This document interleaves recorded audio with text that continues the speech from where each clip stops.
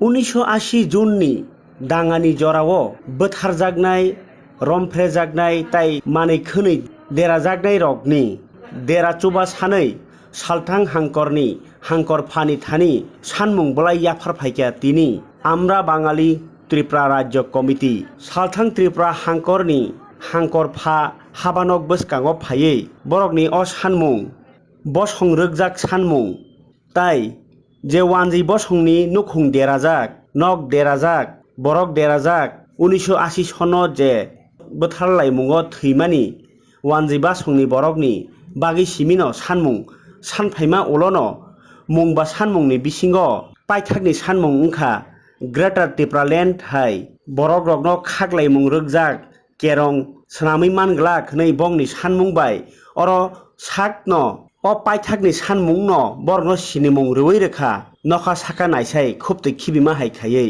1980 जुननि दाङाव आरो दफा काइसेनि बरक सिमि थैलिया आबो बरक पकजागै थांखा आबागैनो ताबुक ग्रेटार टिप्रालेण्ड नि सानमुं न बसं खागै सानमुं हनै साक साक साकलाय तंमाबाय साक साक न खुबतै नखा साका नायसाय सागो खिक्लाय माहाय सानमुं सानखा हनै सालाय तंबायखा हास्तेनि नुकजाक सिजाक लुकरक बरकनि अ सानमुं रगनो नगै नाय नै बायदि साकनि सानमुं सिमि रोगजाक अबहाय खरां रगनो आम्रा बाङालि त्रिपुरा राज्य कमिटिनि फासिंतै আজকে ডিএম মহোদয়ের মাধ্যমে মাননীয় মুখ্যমন্ত্রী মহোদয়ের কাছে আমরা 5 দফা দাবিতে আমরা ডেপুটেশনে মিলিত হব।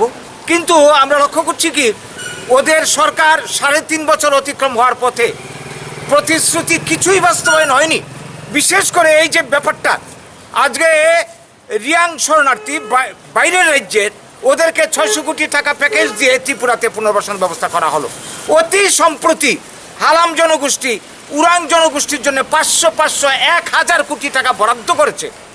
জনজাতি বা উপজাতি উন্নয়নের ব্যাপারে আমাদের কোনো আপত্তি নেই, যা খুশি তার টাকা খরচা করুক। কিন্তু আমরা যারা বাঙালি অংশের মানুষ, ত্রিপুরার মেজরিটি, ত্রিপুরার ভূমিপুত্র, এই যে বাঙালি আজকে 80 জুনে গণহত্যার পর থেকে আজ অবধি আজকে এইভাবে তারা মানে বাড়িঘর ছেড়ে এডিসি অঞ্চল ছেড়ে এখন মানে কি বলবো ঘুরে ঘুরে ফিরছে সারা ত্রিপুরাতে। এখনো 1 লক্ষের উপর বাঙালি তাদের বাড়ি নেই, ঘর নেই, থাকার জায়গা নেই, বাঁচার কোনো উপায় নেই, নিরাপত্তা নেই। তাদের নিয়ে বর্তমান সরকারের কোনো পরিকল্পনা নেই।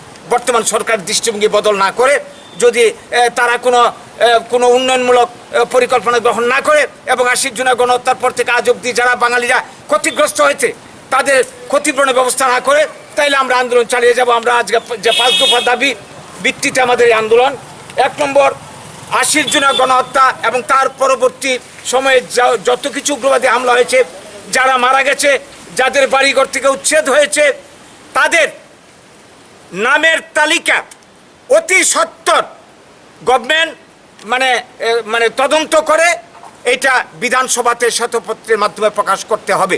1 নম্বর দাবি। 2 নম্বর দাবি হচ্ছে 80 জুনের গণহত্যার পর থেকে এই পর্যন্ত উগ্রবাদী হানায় যারা ক্ষতিগ্রস্ত হয়েছেন, স্বজন হারা হয়েছেন, তাদেরকে কমপক্ষে একজনকে সরকারি চাকরি, যারা এর আগে কিছু মানুষ চাকরি পেয়েছে, অনেকে চাকরি পাননি, তাদেরকে চাকরি দিতে হবে।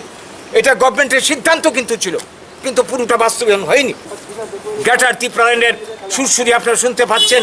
এই গতকালও একটা মিটিংয়ে ত্রিপুরামতার যিনি প্রধান বলেছেন আমরা যে কোনো মূল্যে আমরা গ্রেটার ত্রিপুরাল্যান্ড ত্রিপুরাতে আমরা আনবই। আমাদের সঙ্গে যারা আসবে 2023-কে লক্ষ্য করে তিনি বলেছেন আমরা লিখিত প্রতিশ্রুতি যারা দেবে তাদের সঙ্গে আমরা সামনের দিনে সমস্ত নির্বাচনী সমঝোতা করে আমরা এগোবো, আর নইলে আমরা আমাদের মতো করে আন্দোলন করব। কাজেই এই বিষয়টা, এই বিপদটা কিন্তু আমাদের সামনে আছে। 51 সালকে ভিত্তি বছর ধরে এনআরসি প্রয়োগের হুমকি, এই যে বিষয়গুলি আমাদের সামনে ঝুলে আছে,